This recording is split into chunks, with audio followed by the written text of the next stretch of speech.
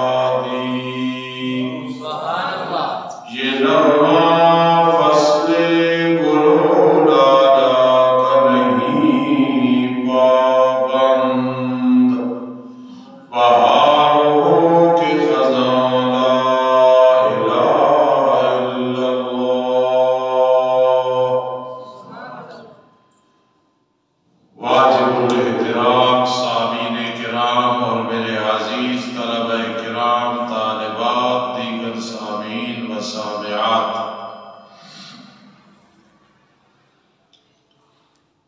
ایک جمعۃ المبارک پہ میں نے یہ بات عرض کی تھی کہ جب پھر موقع ملا تو انشاءاللہ العزیز اس موضوع کو آگے چلائیں گے۔ حسب وعدہ انشاءاللہ وہی چیز میں شروع کرنے لگا ہوں، وما توفیقی الا باللہ۔ رب کائنات نے فرمایا، مجھے اپنی ذات کی قسم ہے کہ میں نے مومنین پہ احسان کیا جب ان میں اپنا رسول نبی آخر الزمان محمد مصطفیٰ صلی اللہ علیہ وسلم مبعوث کیا، بھیجا، انہی میں سے، انسانوں میں سے،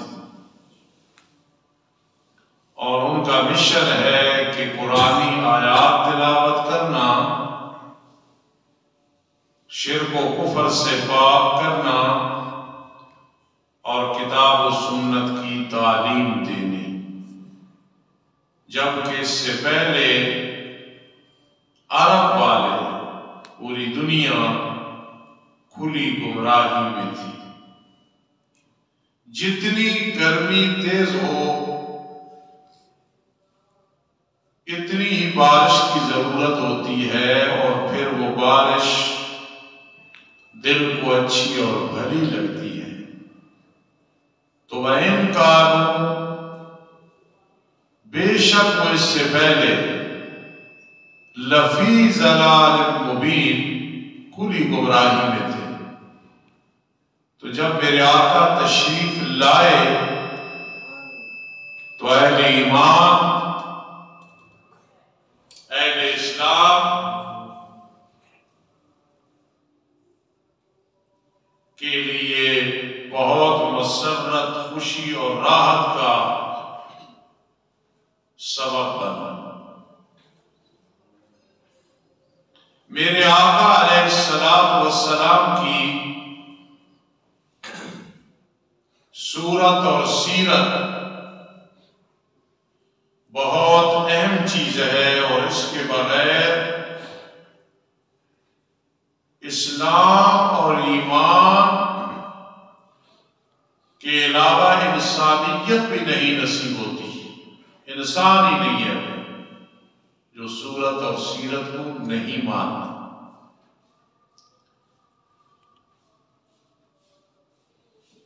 میرے آقا کے دو جمال ہیں، ایک ہے جمال ظاہری، ایک ہے جمال باطنی۔ ہم دونوں جمالوں کو مانتے ہیں، بیان بھی کرتے ہیں، اور سنتے بھی ہیں، سناتے بھی ہیں، مطالعہ بھی کرتے ہیں۔ ایک ہے جمال ظاہری جو 40 سال تک ہے، دوسرا ہے جمال کمال باطنی جو 40 سال کے بعد 23 سال تک رہا۔ لیکن اس میں جمال ظاہری سائڈ میں نہیں ہوا، وہ بھی اس میں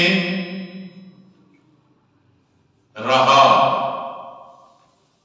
پھر یہ دونوں مل کے اتنے مضبوط ہوئے، صورت اور سیرت کے آج تک اور قیامت تک اس کی خوشبو ہے۔ بلکہ جنتی جنت میں چلے جائیں گے تو اس جمال اور کمال سے جنت میں بھی رابطہ ہوگا، اور وہ رابطہ جو جنت میں نبی اکرم صلی اللہ علیہ وسلم کے ساتھ ہوگا، ایک تو زیارت کی صورت میں آپ کا دیدار ہوگا، روزانہ ہوگا، اور دوسرا میرے آقا کا محل اس میں ایک درخت ہوگا جس کا نام طوبہ ہوگا، اور اس کی اتنی شاخیں اور ٹہنیاں ہوں گی کہ نبی علیہ السلام کا سچا غلام اور سیرت کو اپنانے والا ہر کسی کی حویلی، محل اور گھر میں وہ ٹہنی ہوگی، تاکہ نبی علیہ السلام کے ساتھ کنیکشن، رابطہ، جوڑ اور وصال رہے۔ تو میرے آقا کا جو جمال 40 سال تک رہا، وہ بھی اپنی مثال آپ ہے۔ اتنا حسن و جمال، اتنا اخلاق، اتنا کردار، اتنی امانت، اتنی دیانت، بہت زیادہ مقابلہ ہی کوئی نہیں، شرافت، صداقت، نفاست، ظرافت، ساری چیزیں، اقامت، استقامت۔ اور پھر جب آپ محمد ابن عبداللہ سے محمد رسول اللہ صلی اللہ علیہ وسلم بنتے ہیں، پھر آپ میں طرح طرح کی پریشانیاں، آزمائشیں، تکلیفیں۔ کون سی تکلیف جو آپ کو نہیں دی گئی؟ لیکن آپ نے اس مکتب میں جو سیرت تیار کی ہے، اللہ نے کتنا بڑا بدلہ عطا فرمایا کہ قیامت تک اس سیرت میں تبدیلی کرنے والا چاہے بڑے سے بڑا عمل کر دے، اللہ کے ہاں کوئی مقبول نہیں۔ مکہ المکرمہ ہو، سامنے بیت اللہ ہو، مقام ابراہیم ہو، ملتزم ہو، زمزم کا کنواں ہو، حجر اسود ہو، رکن یمانی ہو، حتیم ہو،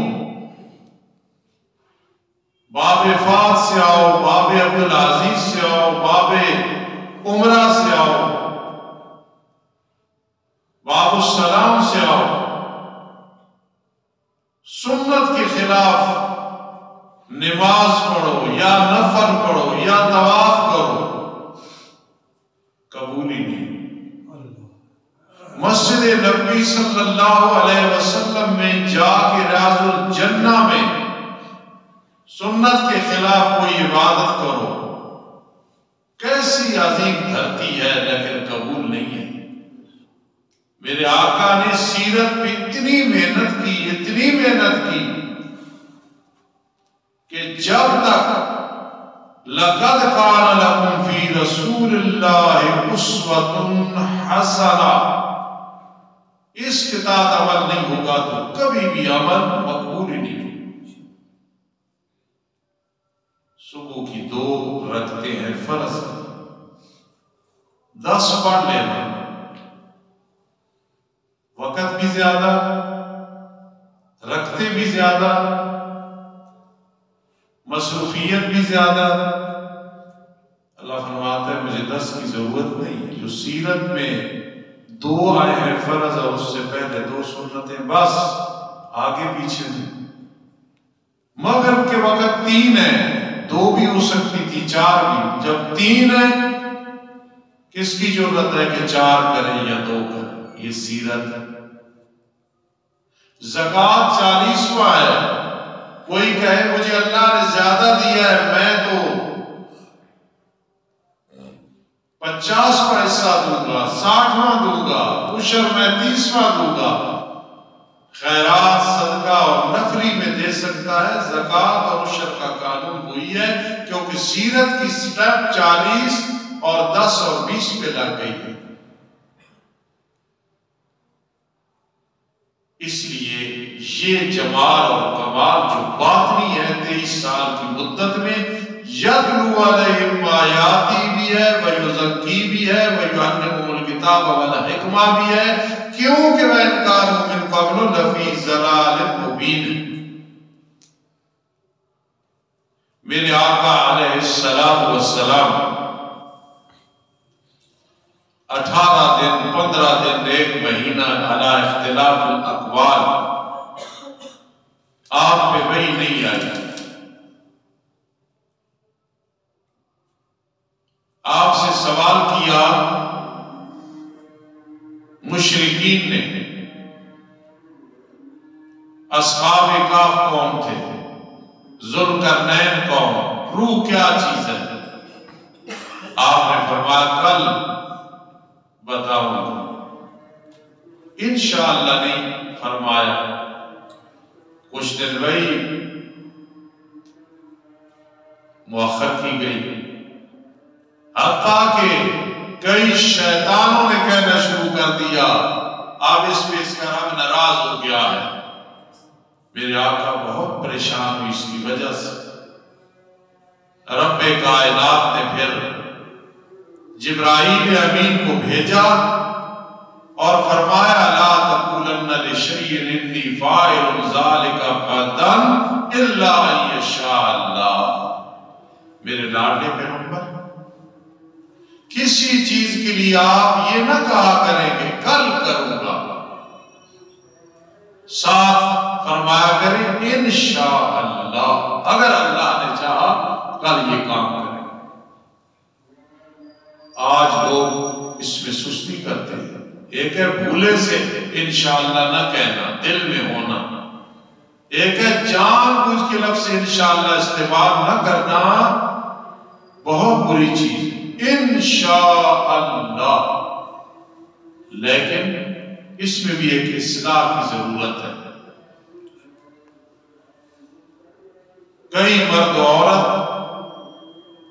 جو چیز غلط بھی ہے اس کے بارے میں کہہ دینا انشاءاللہ یہ کریں گے. نہیں، گناہ ہو، غلط کام ہو، اس میں انشاءاللہ نہیں کہنا، کیونکہ اللہ نہیں چاہتے کہ تم گناہ کرو، تم زیادتی کرو، تم بے ایمانیاں کرو.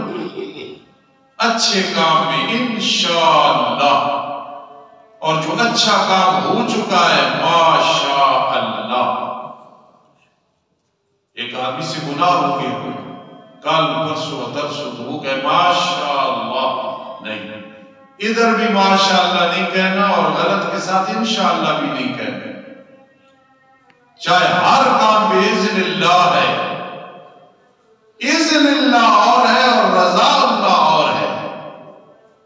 ماشاءاللہ اللہ کی رضا اچھے کاموں میں، انشاءاللہ اللہ کی چاہت اور رضا اچھے کاموں میں. تو میرے لاڈلے پیغمبر، آپ نے آئندہ انشاءاللہ ہر کام کے ساتھ ضرور کہنا ہے. پھر میرے آقا علیہ السلام جب بھی کوئی بات فرماتے تھے انشاءاللہ انشاءاللہ انشاءاللہ فرماتے. چونکہ بکواس کرنے والوں نے بکواس کیے تو جب رب ذوالجلال نے آپ کو تسلی دی کہ میں ناراض نہیں. سورۃ الضحیٰ جسے سورۃ النبی کہا جاتا ہے، اس سے پہلے سورۃ اللیل جسے سورہ ابو بکر کہا جاتا ہے رضی اللہ تعالی عنہ. سورۃ اللیل واللیل اذا یغشی، سورۃ الضحیٰ والضحیٰ واللیل اذا سجا. پہلے واللیل رات ہے اور اس سورت میں الضحیٰ ہے. کہ صدیق اکبر کا دور تو وہ گزرا اسلام سے پہلے، کلمہ نہیں پڑا، لیکن نبی فطرتاً طبعاً پیدائشی طور پہ اسلام اور فطرت اسلام پہ ہوتا ہے. اور دوسرا، جس نے نبی علیہ السلام کو ملنا ہے، چاہے سید ہو، چاہے علی کرنے والا ہو رضی اللہ تعالیٰ عنہ، جب تک صدیق اکبر کے ساتھ وابستگی محبت اقرار نہیں ہوگا رسول اللہ صلی اللہ علیہ وسلم تک نہیں پہنچ سکتا، بائی پاس نہیں کر سکتا. اس لیے دونوں صورتیں سورہ ابو بکر واللیل اذا یغشی جس کا مشہور نام سورۃ اللیل ہے، اور سورۃ النبی صلی اللہ علیہ وسلم سورۃ محمد صلی اللہ علیہ وسلم سورۃ الضحیٰ ہے، چاہے یہ مشہور نام نہیں ہے۔ تو میرے آقا علیہ السلام پریشان ہیں، انہیں چپ کرا، اتنے دیر وہی نہیں آتی، پھر رب ذوالجلال نے حد کر دی میرے آقا کو مطمئن کرنے کے لیے۔ ذرا خیال کرنا کیا فرمایا، وَالضُّحَىٰ وَاللَّيْلِ إِذَا سَجَىٰ مَا وَدَّعَكَ رَبُّكَ وَمَا قَلَىٰ۔ اگر اس بات کو سمجھنا ہے تو نبی علیہ السلام کی محبت میں ڈوب کے سمجھو، مستغرق ہو کے سمجھو، کتنی محبت ہے نبی اکرم صلی اللہ تعالی علیہ وسلم کے ساتھ اللہ کی۔ وَالضُّحَىٰ وَاللَّيْلِ إِذَا سَجَىٰ، قسم ہے وقت چاشت کی، قسم ہے رات کی جب وہ چھا جاتی ہے۔ مفسرین کرام امام راضی جیسا محسن محقق مدقق معقول بیان کرتے ہیں، آخر وَالضُّحَىٰ وَاللَّيْلِ إِذَا سَجَىٰ کیوں فرمایا؟ چاش کا وقت تو تھوڑا سا ہے، رات لمبی ہے، تو وَالضُّحَىٰ چاش کے وقت کی قسم، جو سردیوں میں 9 ساڑھے 9 کا ٹائم ہے اور گرمیوں میں 8 ساڑھے 8 کا ٹائم ہے، 12 رکعت چاش پڑھ لو، 2 پڑھ لو، 4 پڑھ لو، اس میں کیا حکمت ہے؟ وَالضُّحَىٰ وَاللَّيْلِ إِذَا سَجَىٰ، قسم ہے چاش کے وقت کی، قسم ہے رات کی جب وہ چھا جاتی ہے۔ چاش کا وقت تھوڑا سا وقت ہے اور رات لمبی ہے بنسبت چاش کے، گرمیوں کی رات ہو سردیوں کی رات ہو، رات بہت لمبی ہے، چاش کا وقت تو تھوڑا ہے، گھنٹہ ہے، آدھا گھنٹہ ہے، پونا گھنٹہ ہے، لیکن چاش کا ذکر پہلے کیوں کیا، پھر رات کا ذکر کیوں کیا؟ تو امام راضی نکتہ لکھتے ہیں، چاش کا وقت سرور کا ٹائم ہے، راحت کا ٹائم ہے، فرحت کا ٹائم ہے، جانور بھی خوش ہوتے ہیں، انسان بھی خوش ہوتے ہیں، تر و تازہ رات کو آرام کیا ہے، لیکن چاش کا وقت تھوڑا ہے سرور والا اور رات اندھیری ہے لمبی ہے۔ اللہ نے فرما دیا دنیا کی خوشیاں تھوڑی ہیں، آگے غم بہت زیادہ ہیں، برزخ والی زندگی آ رہی ہے، حساب و کتاب آ رہا ہے، پل صراط آ رہا ہے، میزان رکھا جائے گا، فلا نقیم لہم یوم القیامت وزنا، وہ ٹائم بھی آنے والا ہے کہ ہم ترازو اور ترکڑی کئی لوگوں کے لیے رکھیں گے نہیں کہ نیکیاں نہیں ہیں۔ تو چاش کا وقت اس لیے فرمایا کہ یہ تھوڑا سا ہے اور رات لمبی ہے، اس لیے فرما کہ دنیا کی جو خوشی ہے نا، چاہے صحت ہے، چاہے مال و دولت ہے، چاہے کاروبار ہے، چاہے جوانی ہے، چاہے حسن و جمال ہے، چاہے حافظہ ہے، یہ آخرت کے مقابلے میں بالکل تھوڑا ٹائم ہے، بڑی جلدی گزر جائے گا اور وہ لمبی زندگی ہے۔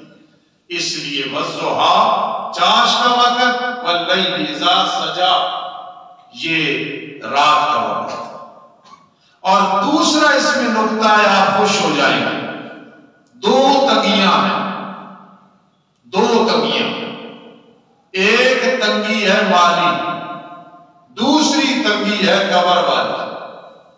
دونوں اللہ تعالی ہمیں محفوظ رکھے.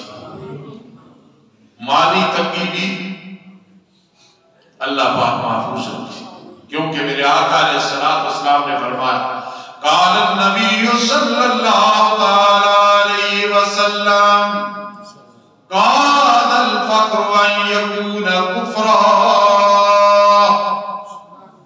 غربت اور محتاجی سے پناہ مانگا کرو. ایمان مضبوط ہے تو کچھ نہیں ہوتا، خدا نخواستہ ایمان کمزور ہے. قاد الفقر ان یکون کفرا. یہ فقر اور محتاجی انسان کو کفر تک پہنچا دیتی ہے. ایک تنگی ہے مالی، اللہ محفوظ رکھے. میرے آقا نے خود فرمایا الفقر فخری، یہ محتاجی میرا فخر ہے. لیکن آپ کا ایمان، آپ کا یقین، صحابہ کرام رضی اللہ عنہ کا یقین. میں کہا کرتا ہوں کہ ایک بزرگ تھے، ان کے گھر اکثر فاقے ہوتے تھے، ایمان مضبوط تھا. بچوں کو بھی یاد کرایا ہوا تھا کہ جس دن گھر میں فاقہ ہو نا، کھانا پینا نہ ہو تو شور مچایا کرو ہمارے گھر شیخ آئے ہوئے ہیں، ہمارے گھر شیخ آئے ہوئے ہیں. بچوں کا بھی اتنا مضبوط ایمان تھا کہ پڑوسی پوچھتے تھے کون آیا ہے، تو بچے کہتے تھے شیخ. شیخ سے مراد وہ محتاجی اور فقر لیتے تھے. لیکن عام حالات میں اللہ محفوظ رکھے. اب بھی مہنگائی کا دور ہے، اپنی فکر کرتے ہیں ہم، لیکن دوسروں کی فکر اس سے بھی زیادہ کرتے ہیں. کہ جن کی آمدنی کم ہے، ضمیر ان کے حیا و شرم والے ہیں، کسی کے آگے دست سوال دراز نہیں کرتے، ان پہ کیا گزر رہی ہوگی. تو دو تنگیاں، ایک مالی تنگی اللہ محفوظ رکھے اور ایک قبر کی تنگی. آپ ذرا توجہ کرنا، آپ کو مزہ آئے گا. حدیث میں آتا ہے آل القرآن ہم آل اللہ وخاصتہ. جو قرآن سیکھنے سکھانے والے ہیں یہ اللہ کا آل ہے. اللہ تو آل سے، ٹبر سے، کنبے قبیلے سے پاک ہے. مقصد یہ اللہ کے خصوصی لوگ ہوتے ہیں، اہل قرآن. اہل قرآن سے مراد کیا؟ جو قرآن حدیث کو سمجھنے والے اور عمل کرنے والے. آل القرآن ہم آل اللہ، وہ اللہ کا آل ہوتے ہیں. یہ آل اللہ اور اہل قرآن نے نقطے بیان کیے جو میں آپ کو سنا رہا ہوں. اب خیال کرنا. اب دوسرا نقطہ وَالضُّحَىٰ وَاللَّيْلِ إِذَا سَجَىٰ. چاش کی وقت کی قسم اس لیے اٹھائی ہے، اشراق پڑھو 2 یا 4، عمرے اور حج کا ثواب مل جاتا ہے. بغیر پاسپورٹ کے، بغیر شناختی کارڈ کے، بغیر ویزے کے. کیا اگر طالب علم پڑھے یا میں پڑھوں تو کیا کمال ہے؟ ہم تو ہر وقت مسجد میں ہیں. آپ لوگ پڑھے نا اشراق گھر میں پڑھ لیں، مسجد میں بیٹھے رہے، بعد میں پڑھ لیں جب سورج چڑھ جائے 20 منٹ کے بعد، یا گھر جا کے پڑھیں. عورتیں گھر میں پڑھیں. تو یہ ایک ایسی عبادت ہے اشراق والی کہ حج اور عمرے کا ثواب ملتا ہے. ٹھیک ہے. لیکن آگے چاش کا ٹائم جو آج کل یہ سمجھ لیں 9 سے لے کے 10 تک ہے، اور گرمیوں میں 8 ساڑھے 8 کا ٹائم ہے. 4 پڑھ لو، 2 پڑھ لو، 12 تک ہے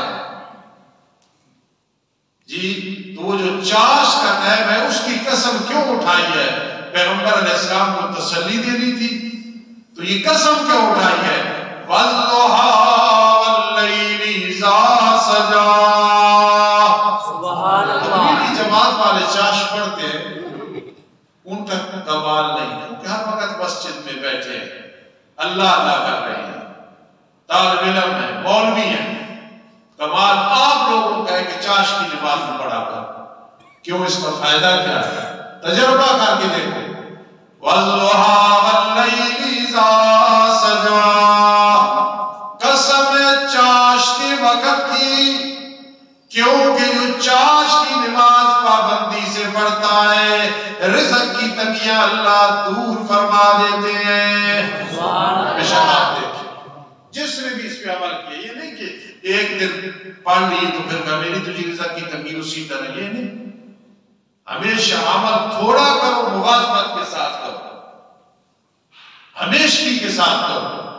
میرا آقا علیہ السلام سے پوچھا کہ اللہ کے پیغمبر، اللہ کو زیادہ عمل کون سا محبوب ہے؟ کئی دفعہ پوچھا لوگوں نے، ایک موقع پہ آپ نے فرمایا ادنا، تھوڑا ہو نفلی کام لیکن ہمیشہ والا ہو۔ ایک دن ابابیل پڑھ لیے، دوسرے دن نہیں۔ چاش کی نماز شروع کرو پھر چھوڑو نہیں، چاہے دکان پہ پڑھو، مصلی رکھ لو، چاہے گھر میں، چاہے ڈیوٹی پہ، ٹائم کون سا لگتا جی؟ تو فرمایا وَالضُّحَىٰ وَاللَّيْلِ إِذَا سَجَىٰ۔ جب بھی زندگی میں سورۃ الضحیٰ کی تلاوت کرو گے تو کہنا ہمارے فقیر خطیب نے کہا تھا الضحیٰ سے مراد چاشت ہے۔ کیوں؟ چاشت کی پابندی کرنے والا اللہ مالی تنگیوں سے نجات عطا فرما دیتے ہیں۔ اور وَاللَّيْلِ إِذَا سَجَىٰ، اس سے تہجد کی نماز مراد ہے، اور تہجد پڑھنے والا قبر کی تنگیوں سے محفوظ ہو جاتا ہے۔ دونوں تنگیاں بڑی سخت ہیں، پوچھو اس سے، کہہ لو عیال زیادہ ہیں اور کھانے کو کچھ نہیں ہے۔ ہمارے چودھری ہدایت اللہ کی رحمت ہو، اللہ جنت میں مقام دے، اللہ ان کی غلطیاں معاف کرے۔ ہمارے محسن تھے، یہ جگہ دے کے گئے مدرسے کو۔ بابا شفیع مرحوم محسن تھا، مسجد کو جگہ دے کے گیا۔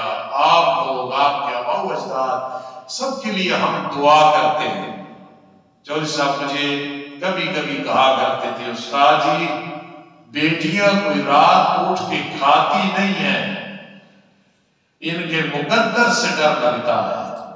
تو بات ٹھیک ہے، مقدر سے ڈر لگتا ہے، اس لیے مالی تنگی اپنے لیے، بیٹے اور بیٹی کے لیے بھی حفاظت کی دعا کرنی ہے۔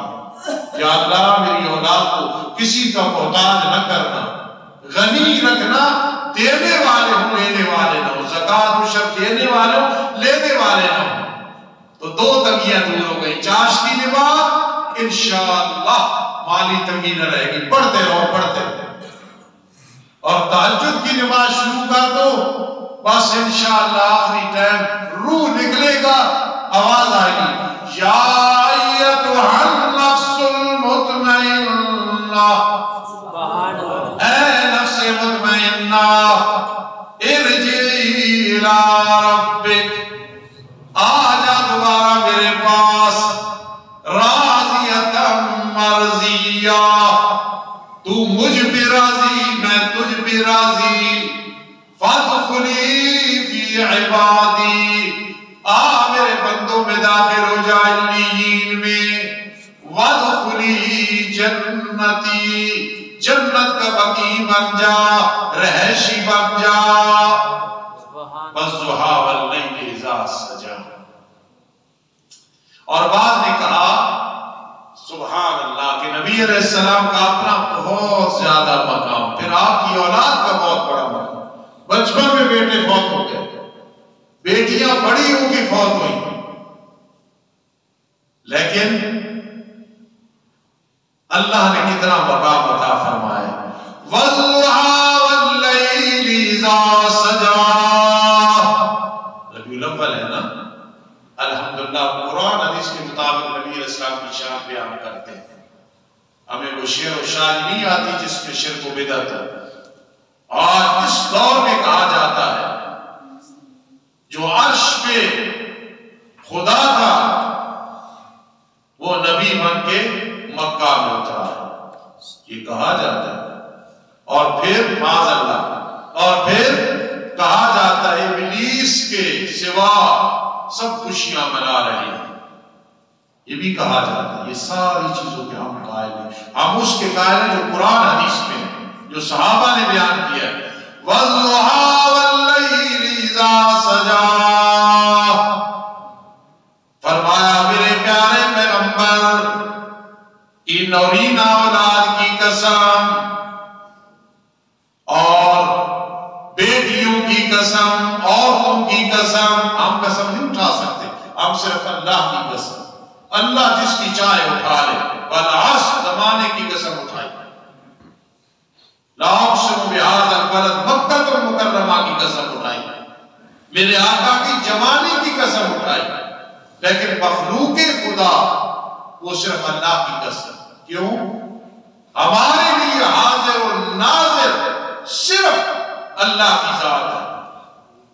اگر نبی اکرم صلی اللہ علیہ وسلم حاضر و ناظر ہوتے پھر صورتیں مکی اور مدنی کیسے ہوتے؟ پھر معراج کی کیا ضرورت؟ یہاں بھی ہے اور آسمان پہ بھی ہے. من المسجد الحرام الى المسجد الاقصى، مسجد حرام میں ہے تو بیت المقدس میں نہیں ہے، وہاں ہے تو ادھر نہیں ہے. اللہ پاک جس چیز کی چاہے قسم اٹھا سکتے ہیں، ہم صرف قسم اللہ. اگر وہ قرآن کی بھی اٹھاتا ہے چونکہ قرآن اللہ کی کلام ہے، وہ اللہ کی قسم ہے.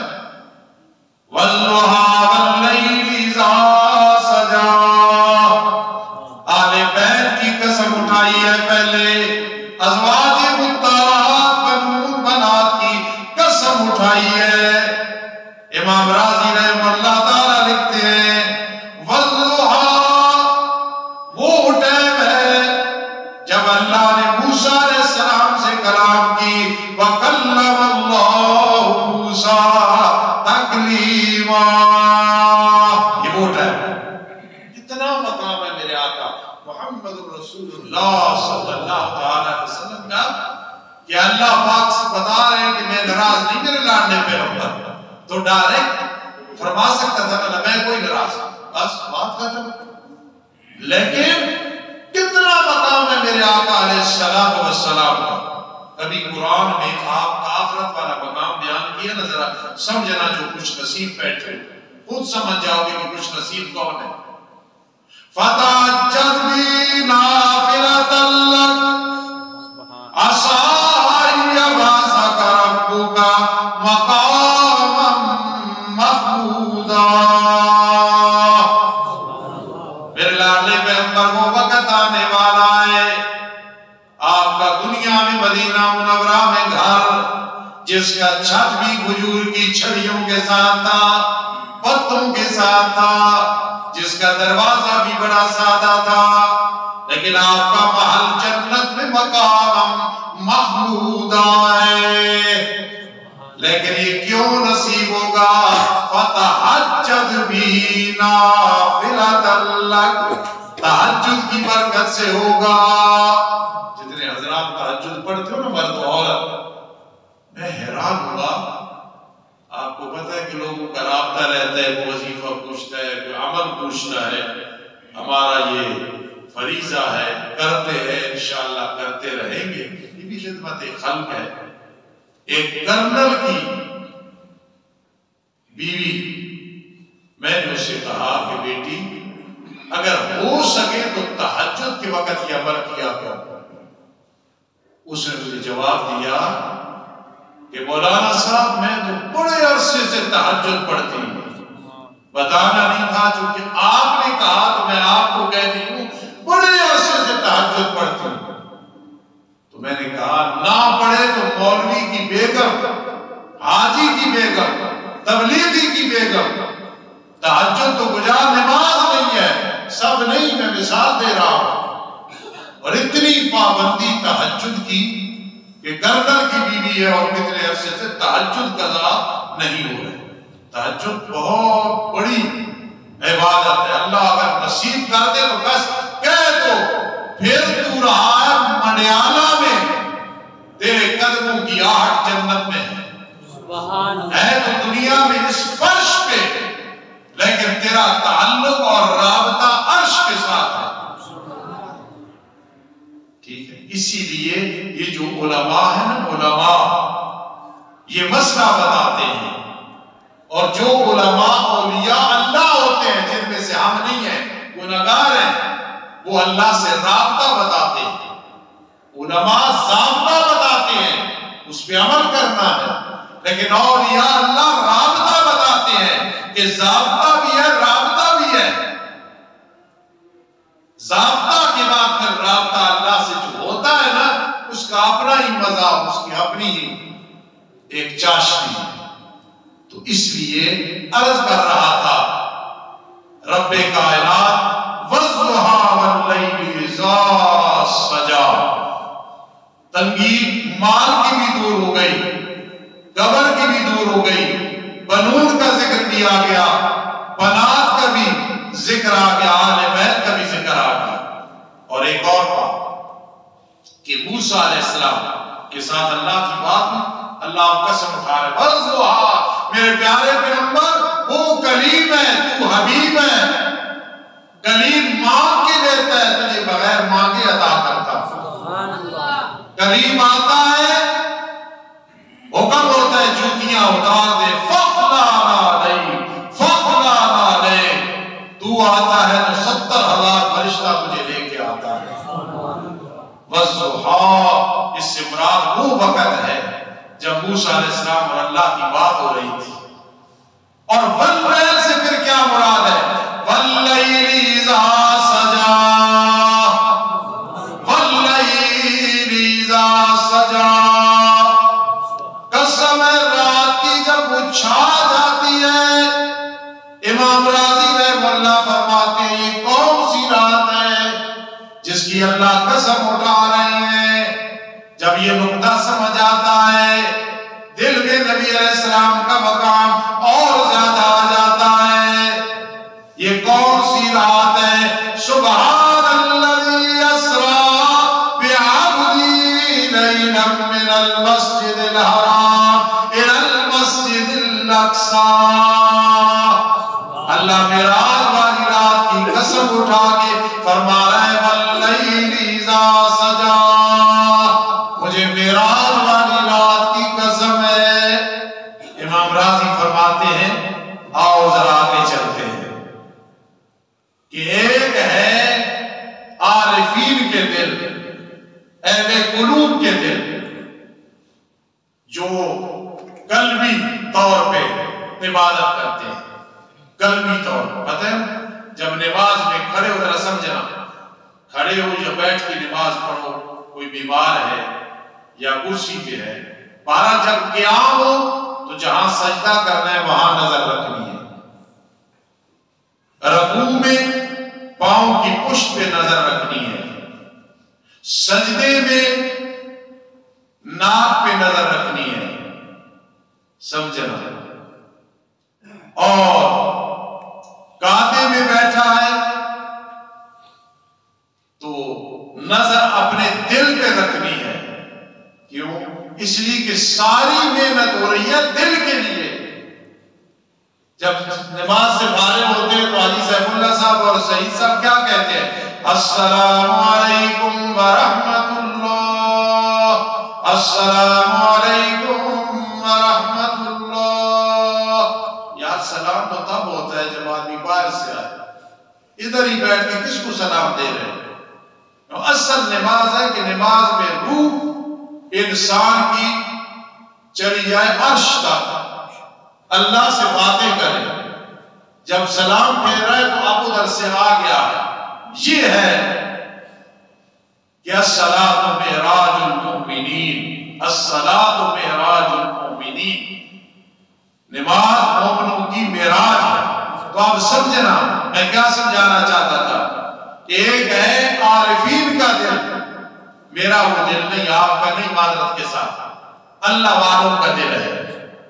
اللہ پاک یہاں وَالضُّحَىٰ فرما میرے لاڈلے پیغمبر آپ پہ راضی ہوں، آپ کی امت کے ان لوگوں کے دلوں کی قسم اٹھا رہا ہوں جو عارفین ہیں، جو کہتے ہیں حسبی ربی جل اللہ ما فی قلبی غیر اللہ، جو اس پہ رٹا لگاتے ہیں لا مرحوبی الا اللہ ولا محبوبی الا اللہ ولا معبودی الا اللہ. اللہ کے ساتھ ان کا رابطہ ہوتا ہے، عجیب لطف انہیں محسوس ہو رہا تھا. اللہ فرماتا ہے وہ میرے اولیاء اللہ ہیں. من عادى لي وليا فقد آذنته بالحرب. اللہ اکبر. جو میرے ولی کے ساتھ دشمنی رکھے وہ میرے ساتھ للکار کے جنگ کر رہا ہے.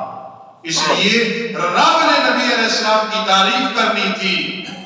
ان لوگوں سے بھی تعریف سنتے ہو, اشتہار ہوتا ہے سیرت النبی صلی اللہ علیہ وسلم, کتنا زبردست موضوع ہے.